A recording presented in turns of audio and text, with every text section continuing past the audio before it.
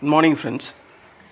இது last Saturday ஒருத்தர் என்கிட்ட வாட்ஸ்அப்பில் பேசினது ஒரு ரியலான ஸ்டோரி தான். அவர் ஸ்டார்டிங்கில் ஒரு ட்ரேடராக இருந்து அதுக்கப்புறம் இன்வெஸ்டர் ஆகிட்டு அந்த ட்ரேடிங்கில் அவர் என்ன லாஸ் பண்ணாரோ அந்த பணத்தை எல்லாம் இன்வெஸ்டிங்கில் நான் அச்சீவ் பண்ணிட்டேன், இழந்ததை எடுத்துட்டேன், பட் இன்வெஸ்டிங்கில் நான் இன்னும் ப்ராஃபிட்டபுளாக தான் இருக்கேன் அப்படின்ற மாதிரி என்கிட்ட நல்லா சொன்னார். எனக்கும் ரொம்ப பெருமையாக ஆச்சரியமாகவும் இருந்தது.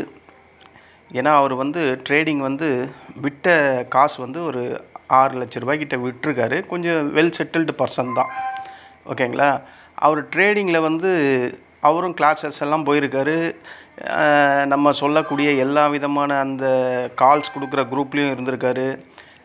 கோர்சஸும் போய் கற்றுக்கிட்டு இருக்காரு. எல்லாமே பண்ணிவிட்டு ஃபைனலில் அவருக்கு கிடைச்சது ட்ரேடிங்கில் லாஸஸ் மட்டும்தானா. 6 லட்ச ரூபாய் லாஸ் ஆகிடுச்சு. இதுக்கு மேலே என்னால் லாஸ் பண்ணுறதுக்கு மனசு இல்லை. சரி, கால்ஸ் கொடுக்குறாங்க, அந்த கால்ஸ் 20 நாள் ட்ரேட் ஆகுதுன்னா ஒரு 2-3 நாள் தான் அது ப்ராஃபிட் வருது, மற்ற 15-16 நாள் நான் லாஸஸ் தான் சந்திக்கிறேன் அப்படின்ன மாதிரி சொன்னார். அவர் சொன்னது எல்லாமே உண்மை தான். ஏன்னா இந்த குரூப்பில் கொடுக்குற கால் எல்லாம் 100 பேரில் 50-50 பேரை பிரிச்சுக்கிட்டு ஒரு பக்கம் காலை கொடுக்கறது, ஒரு பக்கம் செல்லை கொடுக்கறது, இந்த மாதிரி தான் அதிகப்படியாக நடக்கும். ஏன்னா 100 பேரையுமே நம்ம டெய்லி லாஸஸ் பண்ண வைக்க முடியாதுல்ல. அதனால் 50-50 பேராக பிரிச்சுக்கிட்டா ஒரு நாள் இவங்க வருவாங்க, ஒரு நாள் அவங்க வருவாங்க. பிட்வீன் ஸ்பேஸில் மார்க்கெட் சைடு வேலை இருந்தால் 2 பேருமே லாஸஸ் வருவாங்க. அதனால தான் மார்க்கெட்டில் அதிகப்படியாக எல்லாருமே தோக்கிறதுக்கான ரீசன் அதுதான். ஏன்னா இந்த மாதிரி கால்ஸ் கொடுக்குறவங்க ஸ்கால்பர்ஸ் மாதிரி குயிக்காக போய் குயிக்காக வெளியே வரவே முடியாது. ஒரு 9:30 மணிக்கு ட்ரேட் எடுத்தாங்கன்னா அது 12 மணி வரையும் ஹோல்ட் பண்ணுவாங்க. அது லாஸஸில் போனால் கால் கொடுக்குறவங்க என்ன சொல்லுவாங்கன்னா, அங்கே போய் கொஞ்சம் ஆவரேஜ் பண்ணுங்கள் அப்படின்வாங்க. அவங்க அங்கே போய் ஆவரேஜ் பண்ணால் மறுபடியும் லாஸஸ் வரும். ஸோ இந்த மாதிரி ரொட்டீன் லாஸஸ் தான் அந்த கால்ஸ் குரூப்பில் நடக்கும். இது ரியலாக அனுபவம் பட்டவங்க என்கிட்ட பல பேர் சொல்லியிருக்காங்க. நான் இந்த யூடியூப் ஆரம்பித்ததுலேருந்து பாதி பேர் இந்த ஆப்ஷன் ட்ரேடிங்கில் லாஸ் பண்ணதை அவங்களோட அனுபவத்தை தான் என்கிட்ட சொல்கிறாங்க, அதிகமாக ஷேர் பண்ணுறாங்க. அந்த ஷேர் பண்ணணும் அப்படின்ற அந்த எண்ணம் அவங்களுக்கு வருதில்ல, அதுவே பெரிய அப்ரிஷியேஷன் தான். நம்ம அவங்கள அப்ரிஷியேட் பண்ணி தான் ஆகணும். ஏன்னா நம்மளை மாதிரி இன்னும் யாராவது இந்த மாதிரி கால்ஸ் குரூப்பில் இந்த மாதிரி போய் மாட்டிக்கிட்டு அங்கேயும் காசை கொடுத்துக்கிட்டு அதுலேயும் ஒரு லாஸ் பண்ணிக்கிட்டு இருக்க வேணாம் அப்படின்ற மாதிரி மோட்டிவேஷனுக்காக அவங்கெல்லாம் ஷேர் பண்ணுறாங்க. நான் அதை ஒவ்வொரு ரியல் ஸ்டோரியை நான் உங்ககிட்ட அதை கன்வே பண்ணிக்கிட்டே தான் இருக்கேன். என்னுடைய ஒவ்வொரு வீடியோவில் அப்லோட் பண்ணிக்கிட்டு தான் இருக்கேன். உங்களுக்கு அது நல்லா தெரியும். இவரோட கதைக்கு வருவோம். இவர் 6 லட்ச ரூபா லாஸ் பண்ணிட்டார். சரி, இது இப்படியே லாஸ் போச்சுன்னா நம்மளால் இனிமேல் லைஃப்பை ரன் பண்ண முடியாது அப்படின்ற மாதிரி அவராக ஒரு டிசிஷன் மேக் பண்ணி இன்வெஸ்ட்மெண்ட் பண்ணால் ஒரு வேளை நம்ம ஒரு வெல்த்தை டெவலப் பண்ணலாம். ஏன்னா ஒன்று, அதுக்கு டைம் டியூரேஷன் ஆகும், இருந்தாலும் என் பணம் என்கிட்ட இருக்கும்ல அப்படின்ற மாதிரி திங்க் பண்ணி இன்வெஸ்ட்மெண்ட் டைப்பில் போனார். இந்த மாதிரி எத்தனை ட்ரேடர்ஸ் ட்ரேடிங்கில் இருந்து மாறி இன்வெஸ்டராக மாறினாங்க அப்படின்ற மாதிரி நீங்கள் எத்தனையோ பேர் இருக்கிறதுக்கு வாய்ப்புகள் அதிகம். ஏன்னா ஒரு நிழலில் போய் நிற்கிறோம், அந்த நிழலில் சூரிய வெயில் உஷ்ணம் ஏற ஏற அந்த நிழலை விட்டு பர்மனெண்ட்டான ஒரு மரத்துக்கு கீழே போகும். அது மாதிரி தான் ட்ரேடிங்கிறது ஒரு நிழல். அந்த நிழலில் தாக்கு பிடிக்க முடியாதவங்க இன்வெஸ்ட்மெண்ட் அப்படின்ற மரத்துக்கு கீழே போயிடுறாங்க. அந்த மாதிரி நீங்கள் எத்தனையோ பேர் போயிருக்கலாம், அதில் சாதனை கூட பண்ணியிருக்கலாம், உங்களோட லாஸஸை ரெக்கவரியும் பண்ணியிருக்கலாம். ட்ரேடிங்கில் இருக்கக்கூடிய அந்த குழப்பமான மைண்ட் செட்லேருந்து இன்வெஸ்ட்மெண்ட்டில் போயிட்டு பீஸ்ஃபுல்லாக நிம்மதியாக லைஃபல் ஜேர்னி போயிட்டு இருக்கலாம். எல்லாமே உண்மையாக இருக்கலாம். ஆனால் இவரோட இது எப்படி இருக்குது அப்படின்றத பார்ப்போம். அதாவது இனிஷியலாக நமக்கு எல்லாருக்குமே தெரிஞ்ச ஒரு இது தான். ஸ்டார்டிங்கில் ட்ரேடிங் வரும்போது என்ன பண்ணுவோம், யூடியூப்பில் சிக்னல் கொடுப்பாங்க, டெலகிராமில் டிப்ஸு கொடுப்பாங்க, இன்ட்ராடே ஈஸி மணி அப்படின்லாம் சொல்லி நம்மளை நம்ப வச்சு காசை கொடுத்து கால்ஸ் எல்லாம் கொடுப்பாங்க. ஃபஸ்ட்டு டே ப்ராஃபிட் வரும். அதுக்கப்புறம் நமக்குள்ளேயே ஒரு கான்ஃபிடென்ஸ் நம்மளால் ஜெயிக்க முடியும் அப்படின்ற மாதிரி உள்ளே அதிகப்படியாக லிவரேஜில் அதிகப்படியாக லாட்ஸ் எடுக்க ஆரம்பிச்சிருவோம். இது டெய்லியே ரொட்டீனாக இந்த ட்ரேட் பண்ண ஆரம்பிச்சிரும். ஒரு நாள் என்ன ஆகும், ட்ரேடு நம்மளோட ஓவர் ட்ரேட் ஆகும்போது மிகப்பெரிய லாஸஸ் வரும். அடுத்த நாள் நம்ம என்ன சூஸ் பண்ணுவோம், ரெக்கவரி பண்ணலாம் அப்படின்ற மாதிரி இன்னும் அதிகப்படியான ரிஸ்க் எடுப்போம். இதுதான் பிக்கெஸ்ட்டு மிஸ்டேக் ஆகும். ஒவ்வொரு ட்ரேடர்ஸ் லைஃபு இப்படியே தான் இருக்கும். அப்போ இதில் பிரேக் டவுன் ரியாலிட்டி நம்ம என்ன பார்க்கணும்னா, அவருக்கு அப்போ தான் அந்த மாதிரி ஒரு சிந்தனையே வருது. அப்போ ட்ரேடிங்கில் ப்ராப்ளம் இல்லை, நம்மளோட மைண்ட் செட்டு தான் இங்கே ப்ராப்ளமாக இருக்குது. நம்ம டிசிஷன் இல்லாமல் ட்ரேட் பண்ணுறோம், பேஷன்ஸ் நம்மக்கிட்ட இல்லை, குயிக் மணி தான் நம்மளோட நோக்கமாக இருக்குது. அப்படி இருந்தால் மார்க்கெட்டில் நம்மளால் ஜெயிக்கவே முடியாது. மார்க்கெட்டை நம்ம நல்லா கற்றுக்கணும். குயிக் மணி அப்படின்னு ஒன்று மார்க்கெட்டில் இல்லை, குயிக் மணி அப்படின்னு ஒன்று இருந்தால் குயிக் லாஸஸ் அப்படின்னு ஒன்று இருக்குது அப்படின்றத அவர் 100% தீர்க்கமாக உணர்ந்துருக்காரு. ஒரு நாள் சீரியஸாகவே அனலைஸ் பண்ணியிருக்காரு. இந்த மார்க்கெட்டில் நம்ம என்ன மாதிரி டைப்பில் இருந்தால் நம்ம மார்க்கெட்டில் ஜெயிக்க முடியும் அப்படின்ற மாதிரி அவர் சீரியஸாகவே திங்க் பண்ண ஆரம்பிச்சிருக்காரு. அப்போது டெய்லியும் ட்ரேட் பண்ணால் நமக்கு ஸ்ட்ரெஸ் அதிகமாகுது, நம்மளோட லைஃப் நிம்மதி இல்லாமல் போகுது. அப்படி இருக்கும்போது இதை அப்படியே டோட்டலாக மாற்றணும் அப்படின்ற மாதிரி நம்ம வாழ்க்கையும் அமைதியாக இருக்கணும். அதே மாதிரி ஏதாவது ஒரு இன்வெஸ்ட்மெண்ட் டைப்பில் நம்ம ட்ரேட் பண்ணணும் அப்படின்ற மாதிரி லாங் டேர்ம் வெல்த் பில்டு அப்படி பண்ணலாம் அப்படின்ற மாதிரி திங்க் பண்ணி இன்வெஸ்ட்மெண்ட் அந்த டைப்புக்குள்ளே வராரு. அப்போ தான் அவர் ஆரம்ப காலத்தில் இன்வெஸ்ட்மெண்ட் அப்படின்னா என்ன அதை பற்றி எல்லாம் படிக்க ஆரம்பிச்சிருக்காரு. அதுக்கப்புறம் அவர் கிளாஸ் எங்கேயுமே போகல, அவராக ஓனாக தான் ஒவ்வொரு ஸ்டாக்ஸையும் இன்வெஸ்ட்மெண்ட் எப்படி பண்ணணும், எந்த பிஇ ப்ரைஸில் இருந்தால் வாங்கணும் அப்படின்றதெல்லாம் ஓனாகவே அனலைஸ் பண்ணி அவரே எடுத்திருக்காரு.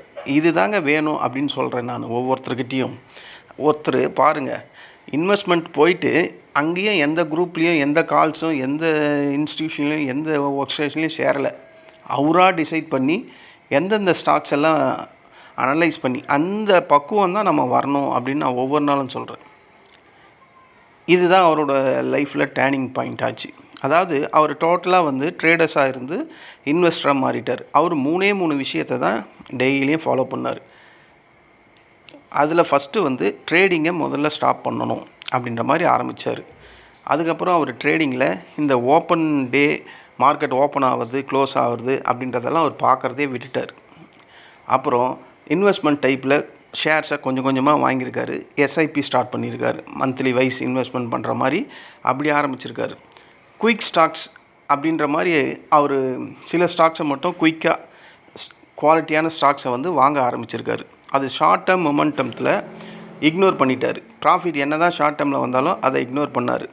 மார்க்கெட்டோட டெப்த்தை நல்லா புரிஞ்சுக்கிட்டார். லாங் டேர்ம் தான் இன்வெஸ்ட்மெண்ட்டில் மிகப்பெரிய ஒரு அச்சீவ்மெண்ட்டாக இருக்கும் அப்படின்ற மாதிரி இன்வெஸ்டிங்கில் ஷார்ட் டேர்ம்லாம் போரிங்காக இருக்கும், கிடைக்கக்கூடிய ப்ராஃபிட் அந்த நேரத்துக்கு வேணும்னா பெருசாக இருக்குமே கண்டி லாங் டேர்மில் நம்ம வெயிட் பண்ணி ப்ராசஸ் பண்ணால் தான் பெரிய வெல்த்து க்ரியேட் பண்ண முடியும் அப்படின்றத தீர்க்கமான ஒரு முடிவை எடுத்துகிட்டு கன்சிஸ்டண்ட்டாக இந்த எஸ்ஐபியை அவர் டெவலப் பண்ணியிருக்காரு. அப்படி டெவலப் பண்ண அந்த சில கம்பெனியில் அதானி பவர் ஒன்று. அதானி பவர் எங்கேயோ போயிடுச்சு, அதுக்கப்புறம் ஸ்ப்ளிட் ஆச்சு, அது எல்லாமே ஆச்சு. அந்த அதானி பவரில் தான் அவர் சரியான லாபம் ஜென்ரேட் பண்ணியிருக்காரு. 1.25 லட்சம் கிட்ட. அவர் எனக்கு அப்படியே வாட்ஸ்அப்பில் ஒரு டீட்டெயில் அந்த அதானி பவர் அந்த டீட்டெயில் இன்ஃபர்மேஷன்லாம் அனுப்பிச்சிருக்காரு. Adani power blue chip company. அவன் இன்னமும் நல்லா ஃபஸ்ட் கிளாஸாக போகிறான். நானே 135 ரூபாயில் வச்சுருந்தேன், நான் 170 வச்சுருந்தேன். அதுக்கப்புறம் அவன் இறங்கிக்கிட்டே இருந்தான். கடைசியாக ஒரு 133 என்னமோ வந்தான். நாங்கள் ஒரு ஆவரேஜ் பண்ணேன். நாங்கள் ஆவரேஜ் பண்ணது ஹை குவான்டிட்டியை ஆவரேஜ் பண்ணேன். நான் இப்போது லாஸ்ட் வெள்ளிக்கிழமை நான் செல் பண்ணிட்டேன். ஏன்னா அவன் 193 கிராஸ் பண்ணிட்டான். அதாவது என்னுடைய டார்கெட்டை ரீச் பண்ணிட்டான். ஏன்னா அதில் எனக்கு கணிசமான நல்ல ஃபஸ்ட் கிளாஸ் லாபம். ஸோ அந்த மாதிரி நான் ட்ரேடராகவும் இருக்கேன், சில ப்ளூ சிப்பில் நான் இன்வெஸ்ட்மெண்ட்டும் பண்ணுறேன். பட் எனக்கு ட்ரேடிங் விடுறதுன்றது முடியாத காரியம். நான் அதுலேயே ஊறினவன், அதனால் நான் அதை விட மாட்டேன். நான் அதிகப்படியாக ட்ரேடிங்கில் தான் இருப்பேன், அது உங்களுக்கே நல்லா தெரியும். நான் இன்வெஸ்ட்மெண்ட்டும் பண்ணுறேன். இவர் அதானி பவரில் லாபம் பண்ணாருன்றதுனால நானும் அதானி பவரில் வச்சுருந்தேன். லாஸ்ட் வெள்ளிக்கிழமை தான் ப்ராஃபிட் புக் பண்ணேன், 47,000 ரூபா கிட்ட. ஸோ இந்த மாதிரி நம்ம ஒரு அடிஷ்னல் இன்வெஸ்ட்மெண்ட் ஜேர்னியை மெயின்டைன் பண்ணணும் அப்படின்றதுக்காக நான் சொல்கிறேன். அவர் டோட்டலாக ட்ரேடிங்கை விட்டுட்டே இன்வெஸ்ட்மெண்ட்டில் அதானி பவரில் கொஞ்சம் பெரிய லெவலில் ப்ராஃபிட் பண்ணியிருக்காரு. அதுக்கப்புறம் அது ஒரு பேங்க்கு, என்ன பேங்க் அது, கர்நாடகா பேங்க், அதில் நல்ல ப்ராஃபிட் பண்ணியிருக்காரு. ஸோ இந்த மாதிரி அவர் ட்ரேடிங்கில் விட்ட எல்லா லாஸையும் இந்த 2-3 ஸ்டாக்ஸ்லேயே ப்ராஃபிட் பண்ணிட்டார். அந்த இழந்த லாஸை அவர் திரும்ப பெறத்துக்கு 3.5 வருஷம் கிட்ட ஆச்சான்.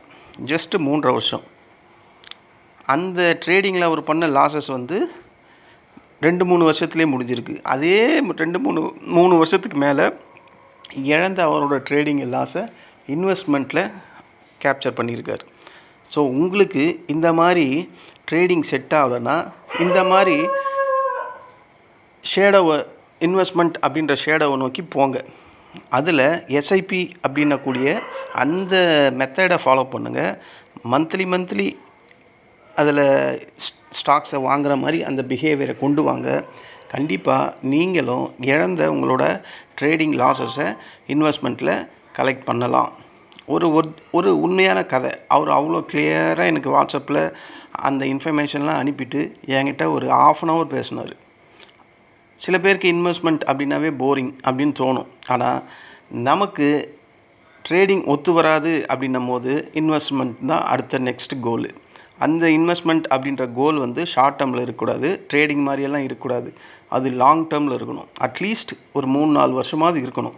அப்படி இருந்தால் தான் அதுக்கான வெல்த் ஜென்ரேட்டின் அந்த காப்பர்ஸ் அப்படின்னு சொல்லக்கூடிய அந்த வெல்த்தை நம்மளால் க்ரியேட் பண்ண முடியும்.